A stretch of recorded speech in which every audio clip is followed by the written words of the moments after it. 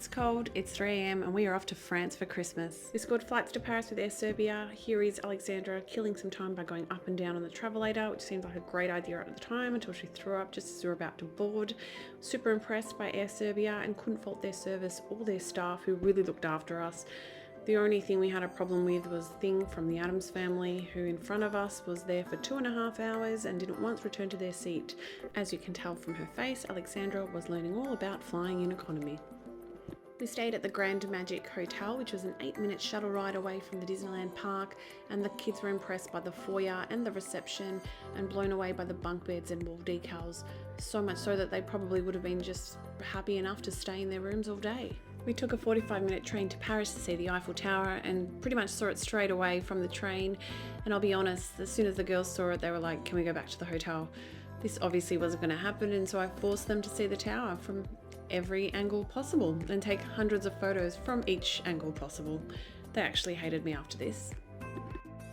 The girls weren't impressed by the influencers and their lack of road safety and total disregard for the local traffic, and they actually felt sorry for the people who were having to take the photos.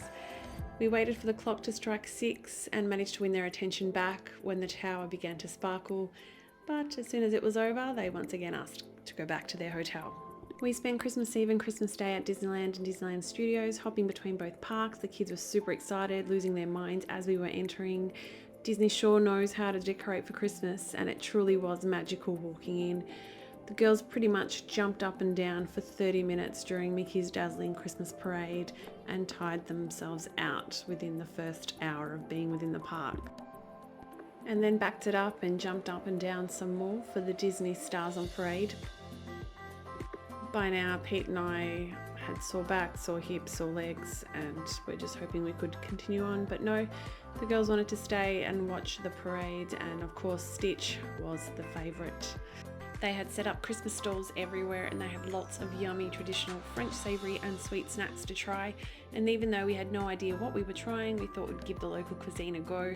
We ordered the cone of what looked like salami bites and the cheese ham potato thingy, which I thought was delicious, but Alexandra disagreed with. Katia finally met Minnie Mouse, her idol, and was super freaked out by the encounter and didn't want to touch her or go anywhere near her.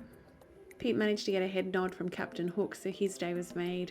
The girls then started winding down after all that dancing, and would you believe asked to go back to their hotel room. Me being the fanatical Disney mum, I was running a tight schedule and I wouldn't let the girls slow us down, so we gave them the hard stuff. Lemonade. We had a timetable to keep up with.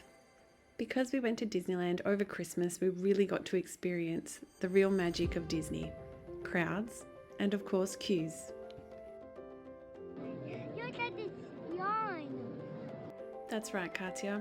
Look at these lines. Here's some more queues.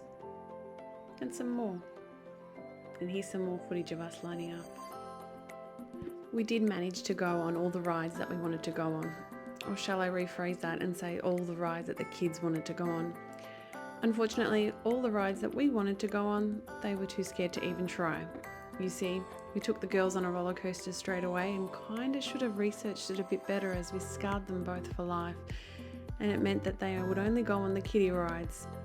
But that's okay. Look at how much fun Pete's having on the carousel. Loved being on it, he had so much fun. We finished up on the Dumbo ride. We just had to wait in line for an hour to get on, and of course ended the night with the Illuminations firework and drone show, which was amazing. And even though it was 4 degrees and the lemonade had well and truly worn off, we had the best time. Thanks for having us, Disney. We'll definitely be back soon.